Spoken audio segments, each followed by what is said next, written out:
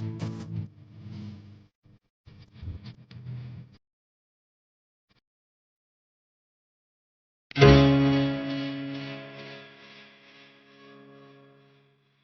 learners. Today in this lesson we will study about different forms of writing. Writing, as we know, is a medium of expressing our thoughts, ideas and feelings. It is a way by which we communicate our thoughts to others. The way we decide to communicate depends on our purpose of writing. As per our purpose, we select a specific form of writing from different forms of writing. What are these forms of writing? Now let's study this.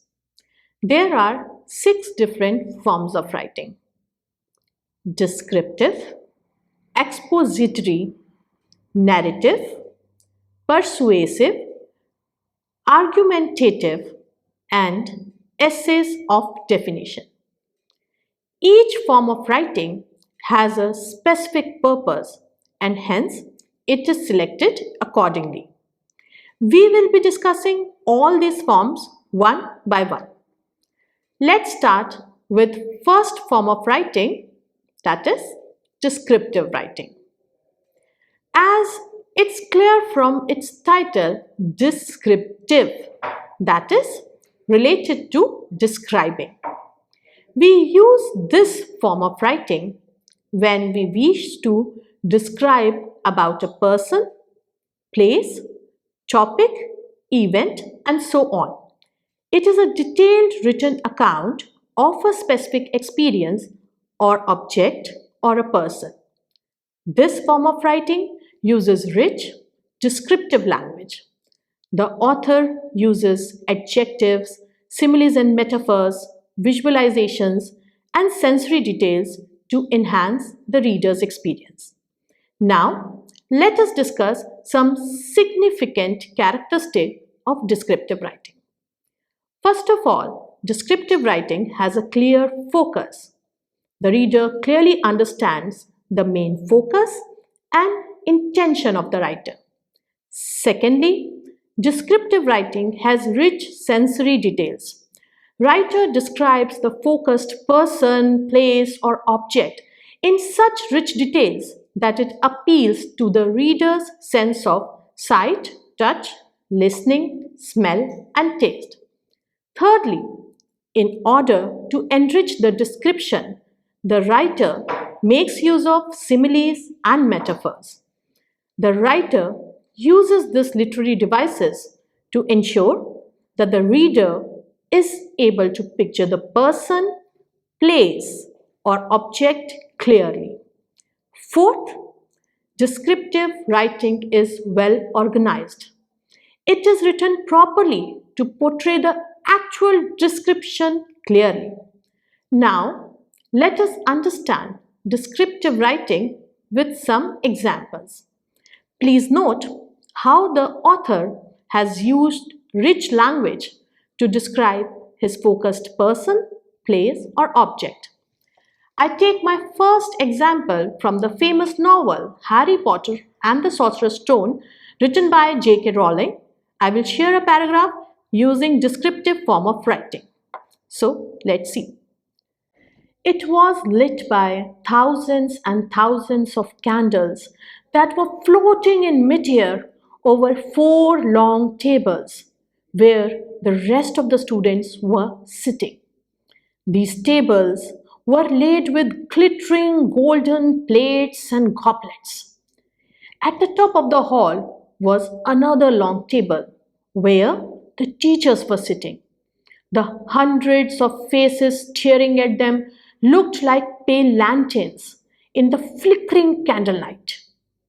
Harry looked upward and saw a velvety black ceiling dotted with stars. It was hard to believe there was a ceiling there at all, and that the great hall didn't simply open onto the heaven. I hope you must have noticed how J.K. Rowling has portrayed the picture of the hall from the eyes of the lead character, Harry Potter. Now, let's look at another example from a famous story, Charlie and the Chocolate Factory, written by Roald Dahl. Mr. Wonka was standing all alone, just inside the gates of the factory. What an extraordinary little man he was! He had a black top hat on his head. He wore a tailcoat made of a beautiful plum-colored velvet. His trousers were bottle green, his gloves were pearly grey, and in one hand he carried a fine gold-topped walking cane. Covering his chin, there was a small, neat, pointed black beard, a goatee. Oh, his eyes! His eyes were most marvelously bright. They seemed to be sparkling and twinkling at you all the time. You must have noticed how author have sketched the entire picture of Mr. Willy Wonka in the chocolate factory owner in front of our eyes with the use of descriptive writing. Now, the next question is that how you can enable your students to engage in descriptive writing in your classrooms. First and foremost, encouraging your students to read stories and novels will always help them to develop this form of writing. In addition to that, there are certain steps which you must keep in mind while encouraging students to write descriptive writing. Now, what are those steps? First of all, ask them to choose a topic. Maybe they can decide to write about their classmates, or they may decide to write about their classroom. Next, ask your students to focus on the main impression, like what they want to focus on that image. Like if they wish to write about their classmates, then what do they wish to emphasize on? Is it a dress, appearance, nature, habits? Remember how Roald Dahl described Willy Wonka? Similarly, if they wish to describe their classroom, then again they need to focus on what will be their main emphasis. Just again revisit how J.K. Rowling described the hall. Thirdly, to make our description rich, encourage your students to make rich use of words. Use of similes and metaphors will help in making the description clear, specific, and rich. Last, in order to maintain readers' interest, encourage your students to use rich sensory details. Description that appeal to the reader's sense of sight, touch, listening, smell, and taste must be included to keep readers' interest alive. I hope we are now clear with descriptive writing. So now let's come to the second form of writing, that is narrative writing. Narrative writing is related to narration. It includes writing about one's experiences in the form of a story, essay, fairy tale, biographical sketches, and autobiographies. This writing style can be used by writers, scholars, historians, and highly imaginative scientists for sharing their stories. Every narrative writing has 5 main elements, that is, plot, setting, character, conflict, and theme. Let us take an example of narrative writing to understand it properly. I have chosen the story, The 12 Dancing Princesses, from Grimm's Fairy Tales for explaining narrative writing and its element. Now, let us read the introductory section of the story, The 12 Dancing Princesses. There was a king who had 12 beautiful daughters. They slept in 12 beds, all in one room, and when they went to bed, the doors were shut and locked up. But every morning, Their shoes were found to be quite worn though, as if they had been danced in all night, and yet nobody could find out how it happened or where they had been. Then the king made it known to all the land that if any person could discover the secret and find out where it was that the princesses danced in the night, he should have the one he liked best for his wife and should be king after his death. But whoever tried and didn't succeed after 3 days and nights should be put to death. Now this story continues and many princes come to find out where the 12 princesses go for dancing all night. But unfortunately, all of them failed. Next, a soldiers come in the story. He was able to discover the secret with the help of the advice given by an old woman. He tells king that his princesses go in an underground chamber in their room. From there, they reach a place where they meet 12 princes and dance with them all night. King, after knowing the secret, as per the promise, gets his eldest daughter married to the soldier and he becomes the new king. Now, let's look at this fairy tale and analyze its five main elements. First of all, plot. Now, the plot of the story is that the king locks his 12 daughters in their chambers, but every morning their shoes are in tatters, and it's clear they were sleeping all night and they have not stepped out of the chamber. The king is curious to solve the mystery. Next, what's the setting of the story? There are three main settings in the story. First, princess's chamber. It is the place where the 12 princesses live. Secondly, the forest. It is the place where soldier meets the old women. The third setting is the underground chamber. It is the place where the 12 princesses go to meet 12 princes and dance all night. Then, who are the characters of this story? There are many characters in this story, such as the king, 12 princesses, soldiers, old women, 12 princes, and other princes who come to discover the secret of princesses. Now, the conflict in the story. The conflict is the mystery of where the princesses went for a dance. Every morning they return with holes in their shoes as they are locked in their chamber. Hence, where can they go? Now, what's the theme of this fairy tale? The theme of this fairy tale is importance of trust and relationship. The king always locked his daughter in the chamber to ensure that they will not go out.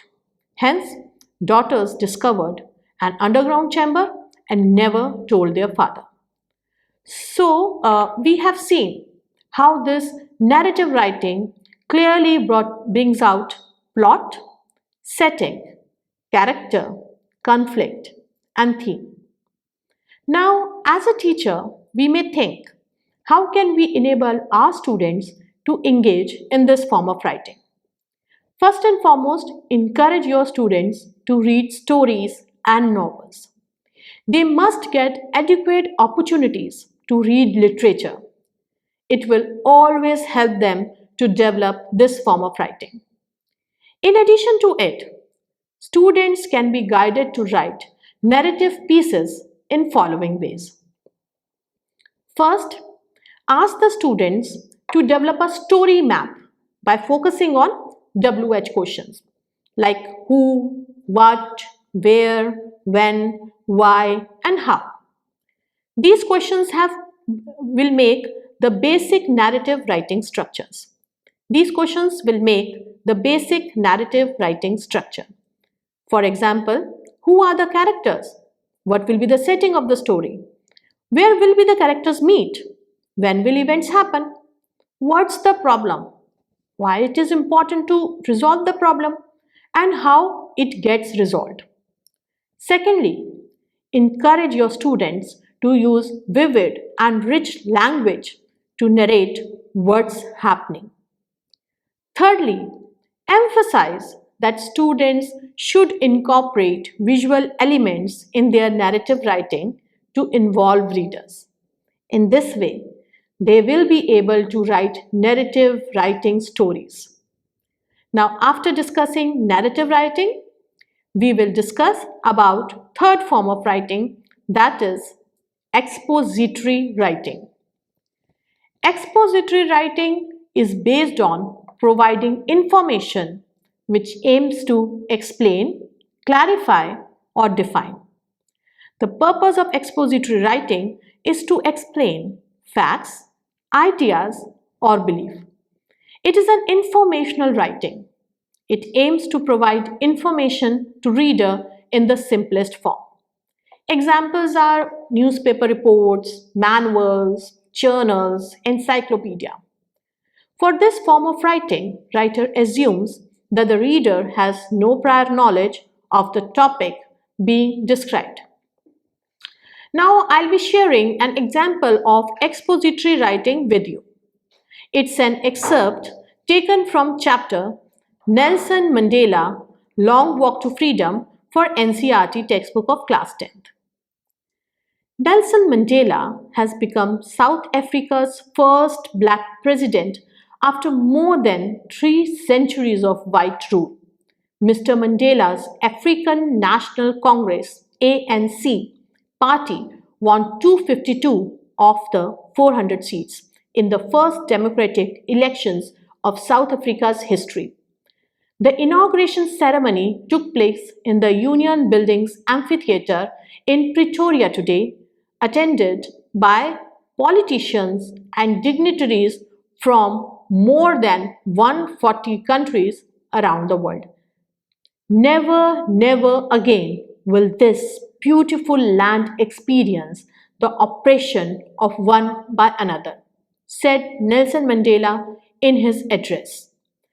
Jubilant scenes on the streets of Pretoria followed the ceremony with blacks, whites, and coloreds celebrating together. More than 1 lakh South African men, women, and children of all races sang and danced with joy. You must have noticed how this passage gives information about the inauguration ceremony and the celebration. It is important to note that expository writing has different organizational patterns, which is selected by the writer as per the purpose and need of the topic. Some main styles of expository writing are, like number 1 is description. In this writing pattern, we describe an issue. For example, writing about coronavirus and its ability of spreading so fast. Number 2 is sequence. Now in this expository writing pattern, we discuss the sequence of the focused idea. So let's take the example like how the spread of coronavirus started in China and how it reached India. Now number 3 pattern is comparison. This expository writing pattern is used to make comparison between 2 topics.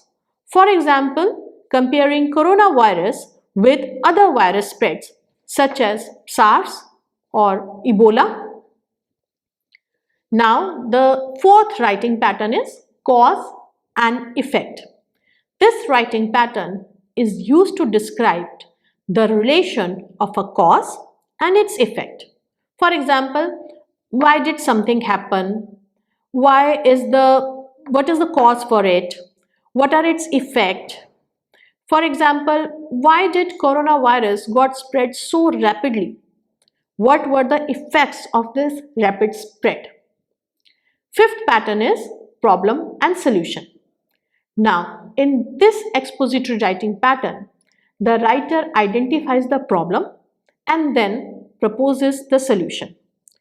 For example, spread of coronavirus is so dangerous for a highly populated country like ours. What are the problems involved in limiting coronavirus spread, and how those problems can be resolved. These were the main writing patterns of expository writing. Now, after this, let's discuss what makes an expository writing good. First of all, a good expository writing must be informative. That is, it must give us important information about the topic focused. Secondly, it must have clarity. That is, the points focused in the writing must come out clearly. Third is, a good expository writing must have organization. Facts and information must be organized in a systematic way.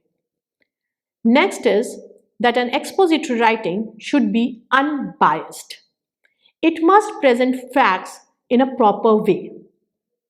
Last is, a good expository writing must be written objectively. It must not reflect writer's subjective opinion. Now, these were the main features of a good expository writing. After expository writing, now we come to the fourth form of writing, that is persuasive writing. With its title, it is clear that this writing form is written to persuade someone. It is meant to persuade the reader to agree with writer's idea. Persuasive writing attempts at convincing the reader to change their opinion with the logic and argument provided by the writer. Author presents the argument and then tries to convince readers with his point of views and reasons. For effective persuasive writing, we must follow certain steps.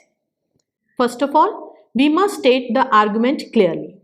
We must clarify what is the issue all about and on what side this article will be focusing. Secondly, clarify its relevance to the readers. The writer must clarify to the readers why it is important for them to understand this issue properly. Thirdly, we must sequence the facts and information. It means we must pre-decide how and in which order we will present our concerns and arguments. Next, we must form and state our conclusions. Writers must state the collected facts and conclusions derived clearly. After this, the writer must persuade readers properly. Writer must emphasize that his conclusions are based upon facts well collected and analyzed. Lastly, the tone of persuasive writing must be confident enough to persuade the reader. After persuasive writing, let's come to argumentative writing, which is very similar to persuasive writing.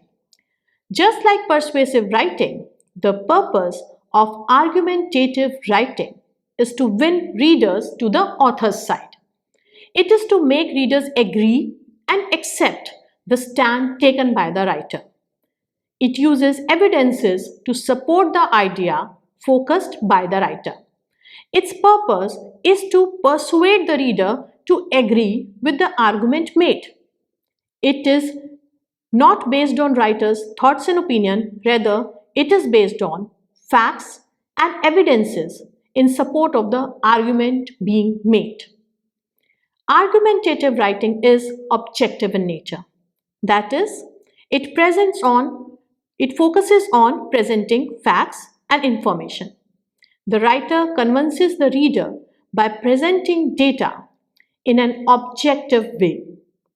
However, argumentative writing is different from persuasive writing as it presents only one side of facts. Now, the last form of writing is essays of definition. These are based on a concept, idea, or term. It is written with the purpose to clarify a particular idea. These provide answers to various questions, including what, how, why, and when, as to provide a complete understanding of the subject.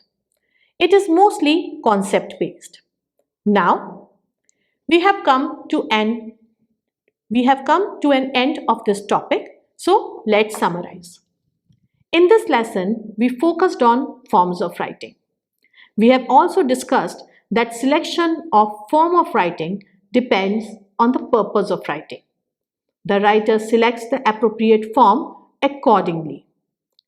We discussed about descriptive writing. We use this form of writing when we wish to describe about a person, place, topic, or event. Then we discussed about characteristics of descriptive writing and the ways by which we can help our students engage with descriptive writing. Then we discussed about second form of writing, that is narrative writing.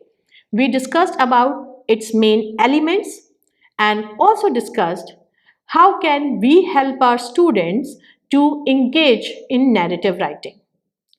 After that, we took up expository writing. The purpose of expository writing is to explain facts, ideas, or beliefs. Then we discussed about styles of expository writing and characteristics of good expository writing. After this, we discussed persuasive writing. As we shared persuasive writing, attempts at convincing the reader to change their opinions with the logic and argument provided by the writer. We also discussed about how to write a persuasive essay. Last, we discussed about argumentative writing and essays of definition. Learners, I wish to specify, as a teacher, it is very essential for us to expose our students to all these forms of writing. Given the opportunity to engage with the good quality literature, our students will be able to understand the required form of writing effectively. It will be great if we as teachers do try to engage with all these forms of writing. Then you will be able to understand that form better, and you can also share that with your students. You can share your experiences that which writing you enjoyed the most. With this, I end this lesson. Thank you and happy learning.